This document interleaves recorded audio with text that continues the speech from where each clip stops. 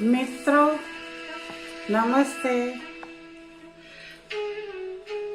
વાચિકમમાં આપણે ગઈકાલે 7 ચક્ર વિશે જે જાણ્યું તે શરીરમાં આ રીતે 7 ચક્ર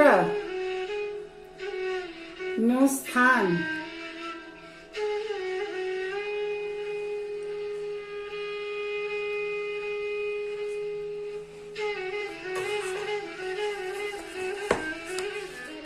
આપને ખ્યાલ આવી ગયો હશે કે કઈ રીતે ગોઠવાયેલા છે આપણા શરીરમાં 7 ચક્ર. બ્રહ્મરૂપી શક્તિના ચક્રો ઉપર થતી અસર.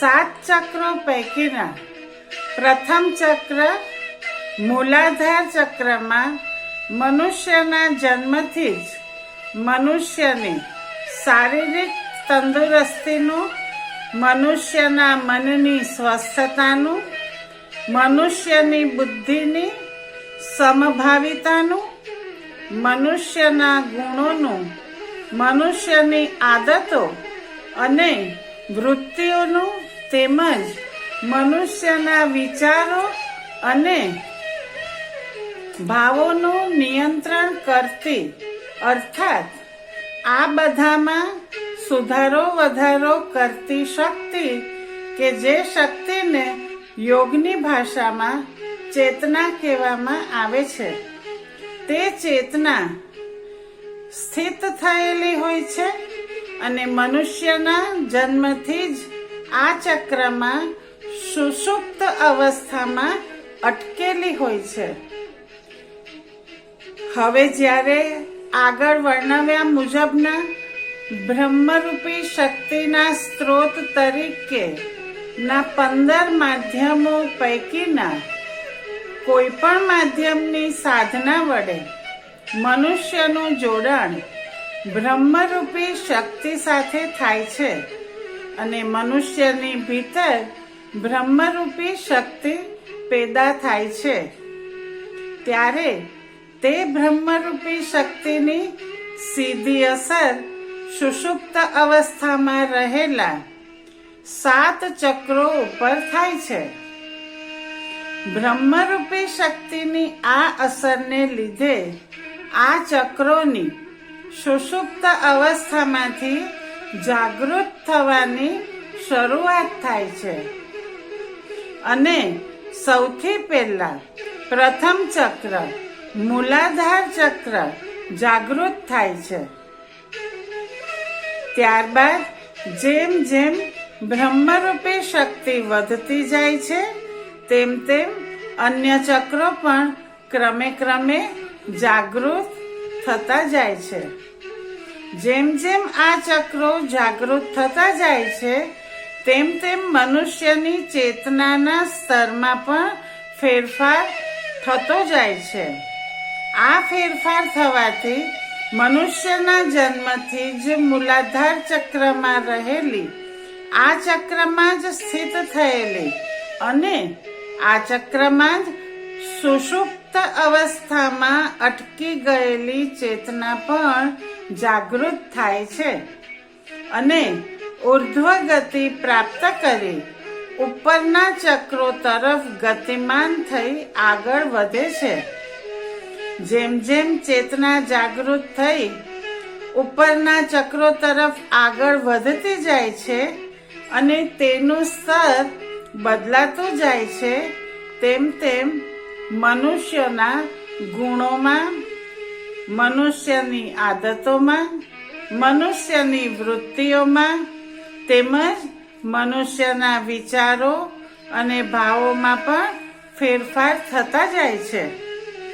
ચેતનાના સ્તરમાં થતા આ ફેરફાર અનુસાર જ્યારે મનુષ્યની ચેતના મૂલાધાર ચક્રના સ્તરેથી સ્વાધિષ્ઠાન અને મણિપુર ચક્રના સ્તરે સ્થિત થાય છે ત્યારે મનુષ્યમાં થતો પહેલો ફેરફાર એ થાય છે કે મનુષ્ય તમસ ગુણથી મુક્ત થાય છે. જ્યારે ચેતના સ્વાધિષ્ઠાન અને મણિપુર ચક્રના સ્તરેથી અનાહત ચક્રના સ્તર સુધી પહોંચે ત્યારે મનુષ્યમાં બીજો ફેરફાર થાય છે અને તે ફેરફાર મુજબ મનુષ્ય રજસ ગુણોથી મુક્ત થઈ જાય છે. જ્યારે ચેતના અનાહત ચક્રના સ્તરેથી ઉપર તરફ આગળ વધી વિશુદ્ધ ચક્રના સ્તર સુધી પહોંચે છે ત્યારે મનુષ્યમાં એક ત્રીજો અને ખૂબ જ મહત્વનો ફેરફાર થાય છે. આ ફેરફાર મુજબ મનુષ્ય સત્વગુણથી પણ મુક્ત થઈ જાય છે અને તે નિર્ગુણી અવસ્થા પ્રાપ્ત કરે છે. આ નિર્ગુણ અવસ્થા મનુષ્યની ભીતર રહેલા પ્રમાદ, લોભ, લાલચ, નિસ્વાર્થ, સુસ્તી, અસંતોષ, ઈર્ષ્યા, બેઈમાની, શંકા જેવા તમસ અને રજસ સાથે સંકળાયેલા ગુણોને નાબૂદ કરે છે.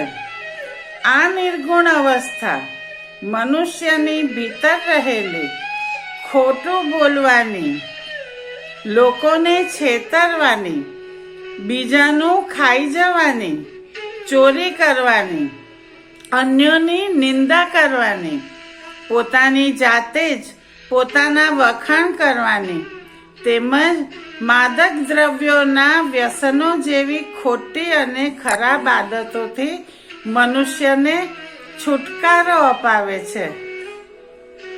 આ નિર્ગુણ અવસ્થામાં મનુષ્યને બીજાઓની ખામી અને દોષો શોધવાની, પોતાનું જ મંતવ્ય સાચું છે તેવું સાચી ખોટી દલીલો મારફત સાબિત કરવાની, પોતાના નિયત કર્મો ન કરવા માટે જુદા જુદા બહાનાઓ કાઢવાની, વેરભાવ રાખવાની, પોતાના ભાગમાં આવેલી કે પોતાને સોંપવામાં આવેલી જવાબદારીઓ પ્રત્યે બેદરકાર રહેવાની તેમજ લાગવગ, લાંચ રૂશ્વત, ભ્રષ્ટાચાર, કરચોરી કે કામચોરના અનુરાગી બનવાની, તામસિક અને રાજસિક વૃત્તિઓ ઉપર કાબુ મેળવવાની ક્ષમતા પ્રાપ્ત થાય છે.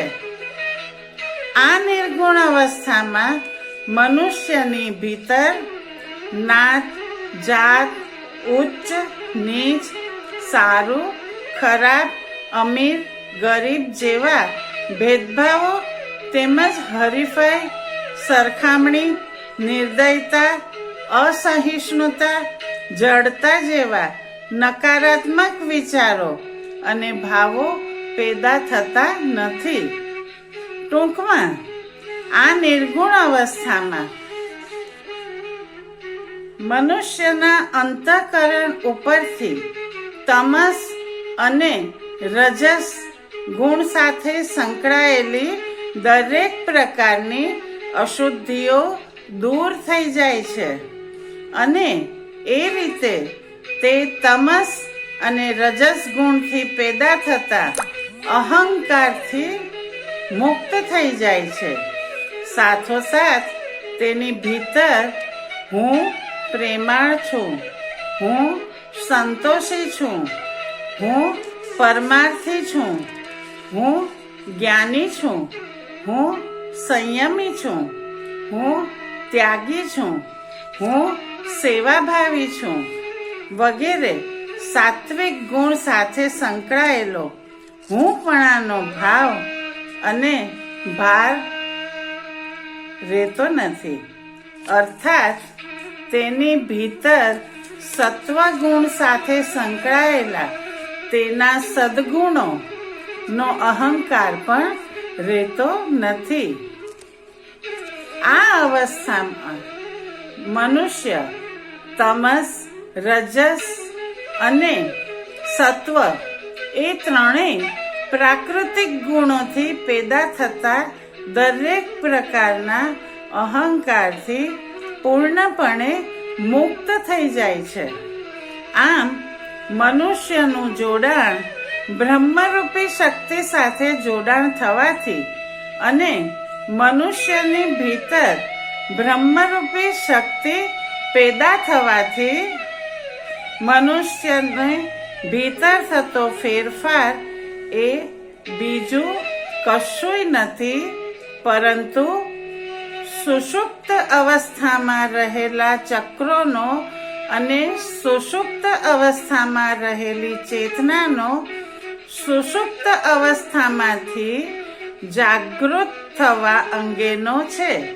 બ્રહ્મરૂપી શક્તિની અસરથી મનુષ્યની ભીતર થતા આ ફેરફારને લીધે સુષુપ્ત અવસ્થામાં રહેલા ચક્રો અને ચેતના જાગૃત થાય છે. આ ચક્રો અને ચેતના જાગૃત થવાથી આપણે આગળ જોઈ ચૂક્યા છીએ તે મુજબ મનુષ્યની ચેતના મૂલાધાર ચક્રના આપણે વિશુદ્ધા ચક્રના સ્તરે પહોંચે છે. આ સ્તરે પહોંચવાથી મનુષ્ય તમસ, રજસ અને સત્વ ગુણોથી મુક્ત થઈ નિર્ગુણી અવસ્થા પ્રાપ્ત કરે છે. આ અવસ્થા પ્રાપ્ત થવાથી મનુષ્યનું અંતઃકરણ દરેક પ્રકારની અશુદ્ધિઓથી મુક્ત થઈ જાય છે.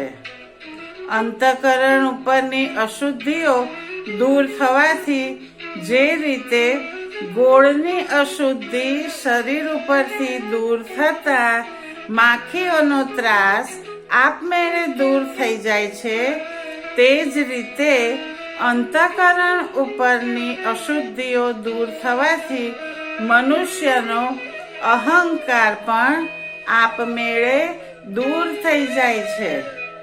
આમ ઉપરોક્ત ચર્ચા પછી દરેક વાચકને મનુષ્યનું જોડાણ બ્રહ્મરૂપી શક્તિ સાથે થવાથી અને મનુષ્યની ભીતર બ્રહ્મરૂપી શક્તિ પેદા થવાથી મનુષ્યની ભીતર શું ફેરફાર થાય છે કે જે ફેરફાર થવાથી મનુષ્ય અહંકારથી મુક્ત થઈ જાય છે, તે ફેરફાર વિશે સમજાઈ ગયું હશે તેવી આશા અને અપેક્ષા સાથે અહંકારથી કેવી રીતે મુક્ત થઈ શકાય તે સવાલના જવાબની ચર્ચા અત્રે પૂર્ણ કરીએ છીએ. હવે બ્રહ્મ અર્થાત પરમાત્માને પ્રાપ્ત કરવું એટલે શું? આપણે બ્રહ્મ સાથે સંકળાયેલ 3 સવાલ. બ્રહ્મ એટલે શું?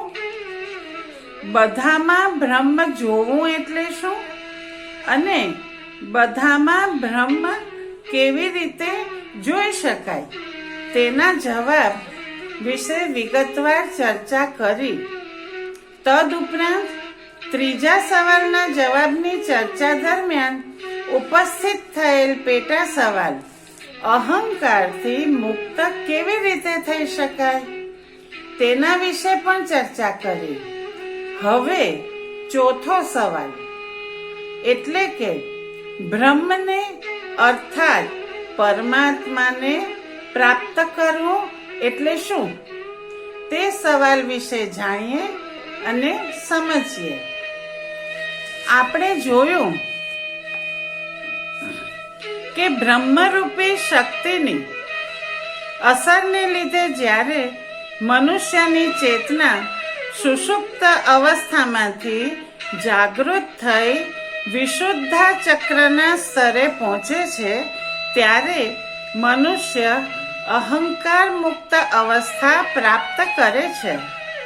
આ અવસ્થામાં તેની ભીતર પોતાની જાત સહિત બધામાં બ્રહ્મ હોવાનો અને જોવાના ભાવ પેદા થાય છે અને તે પોતાની જાત સહિત બધામાં બ્રહ્મને જોઈ શકે છે. હવે જ્યારે મનુષ્યની ચેતના વિશુદ્ધા ચક્રથી પણ આગળ વધી છઠ્ઠા ચક્ર જ્ઞાન ચક્રના સ્તર સુધી પહોંચે છે, ત્યારે મનુષ્યનો આનંદમય કોષ ખુલી જાય છે. આ કોષ ખુલી જવાથી મનુષ્ય સારું, ખરાબ, સુખ, દુઃખ, માન, અપમાન, રાગ, દ્વેષ, ઘૃણા, આસક્તિ, ઈચ્છા, અનિચ્છા, ગમો, અણગમો જેવી જીવનની દરેક પ્રકારની દ્વૈત સંભાવનાઓથી અલિપ્ત અને મુક્ત થઈ જાય છે અને એક અનન્ય, અવર્ણનીય, અલૌકિક અને અદ્વૈત આનંદ કે જે આનંદને આપણા ઋષિમુનિઓ, યોગીઓ, યોગ ગુરુઓ અને શાસ્ત્રોએ સત ચિત આનંદ અર્થાત સચ્ચિદાનંદના નામથી ઓળખાવેલ છે, તેવા પરમ આનંદની અવસ્થાનો અનુભવ કરે છે.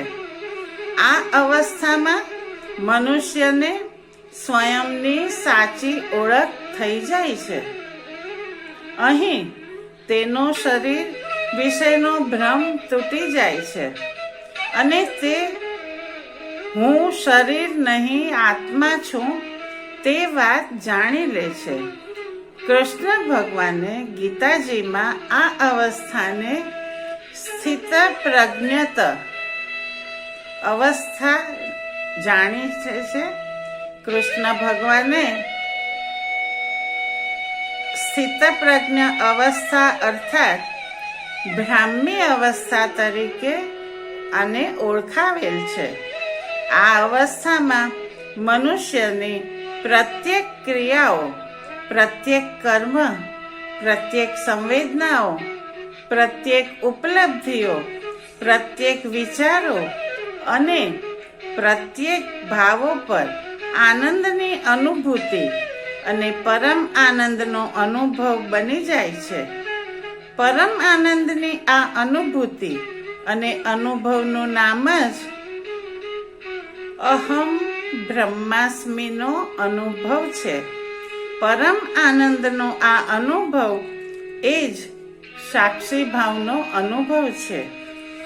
પરમ આનંદનો આ અનુભવ એ જ અહમ બ્રહ્માસ્મિની અવસ્થા છે, જેને આત્મ સાક્ષાત્કારની અવસ્થા કહેવામાં આવે છે. પરમ આનંદનો આ અનુભવ એટલો બધો આહ્લાદક, દિવ્ય, આનંદદાયક હોય છે કે ઘણા સાધકો અને યોગીઓ આત્મ સાક્ષાત્કારની આ અવસ્થાને પરમાત્માની પ્રાપ્તિની અંતિમ અવસ્થા સમજી અહીં જ અટકી જાય છે. વાસ્તવમાં પરમ આનંદનો આ અનુભવ અર્થાત આત્મ સાક્ષાત્કારની આ અવસ્થા એ આખરી અનુભવ, આખરી અવસ્થા કે આખરી ભાવ નથી, પરંતુ હજી અહીંથી એક અંતિમ અનુભવ, એક અંતિમ અવસ્થા, એક અંતિમ ભાવ અને એક અંતિમ મંજિલ બાકી છે. તો ચાલો આ અંતિમ અનુભવ, આ અંતિમ અવસ્થા, આ અંતિમ ભાગ અને અંતિમ મંજિલ શું છે તેના વિશે પણ જાણીએ અને સમજીએ. બ્રહ્મરૂપી શક્તિ વડે જ્યારે મનુષ્યનું સાતમું ચક્ર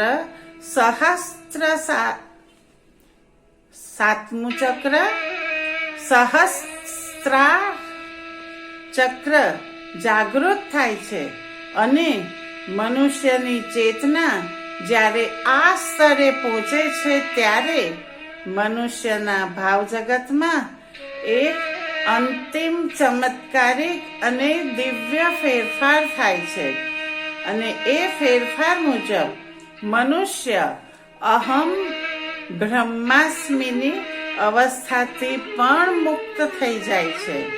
તેની ભીતરના અહમ અર્થાત હું રહે છે. ન હું બ્રહ્મ છું કે આત્મા છું નો ભાવ રહે છે કે ન પરમ આનંદનો અનુભવ રહે છે.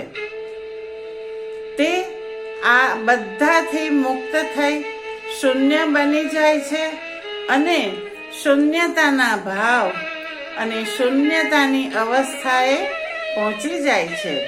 અહીં તેના સમગ્ર અસ્તિત્વ પરમાત્મામાં લીન થઈ જાય છે. તેનું સમગ્ર અસ્તિત્વ પરમાત્મા સાથે એકાકાર થઈ જાય છે. જે રીતે સાગરમાંથી છૂટું પડેલું બુંદ સાગરમાં સમાઈ જઈ સાગર બની જાય છે, એ જ રીતે પરમાત્માનો અંશ આત્મા પરમાત્મામાં વિલીન થઈ પરમાત્મા બની જાય છે. આમ શૂન્યતાના આ ભાવને, આ અનુભવને અને આ અવસ્થાને બ્રહ્મની અર્થાત પરમાત્માની પ્રાપ્તિ કહેવામાં આવે છે. આપણા ઋષિમુનિઓ અને શાસ્ત્રોએ શૂન્યતાના આ ભાવને, શૂન્યતાના આ અનુભવને અને શૂન્યતાની આ અવસ્થાને મોક્ષની અવસ્થા તરીકે ઓળખાવેલ છે. ટૂંકમાં શૂન્યતાના આ ભાવને અને શૂન્યતાના આ અનુભવને અને શૂન્યતાની આ અવસ્થાને બ્રહ્મની અર્થાત પરમાત્માની પ્રાપ્તિ કહેવામાં આવે છે. શૂન્યતાના આ ભાવનો, શૂન્યતાના આ અનુભવનો અને શૂન્યતાની આ અવસ્થાનો અર્થ જ બ્રહ્મને અર્થાત પરમાત્માને પ્રાપ્ત કરવું એ મુજબનો થાય છે. અને પરમાત્માની આ પ્રાપ્તિનું નામ જ મોક્ષની મંજિલ છે. મિત્રો, પ્રકરણ 3 મોક્ષની મંજિલ સુધી પહોંચાડી પૂરું થાય છે. પ્રકરણ 3 નો ઉપસંહાર અને બ્રહ્મ રૂપી ઉર્જા નો સ્ત્રોત ઓમ વિશે હવે આવતીકાલે. અત્યારે વિરામ. મિત્રો, બ્રહ્મ પ્રશ્નોપનિષદ આ જે પુસ્તક છે તે આપ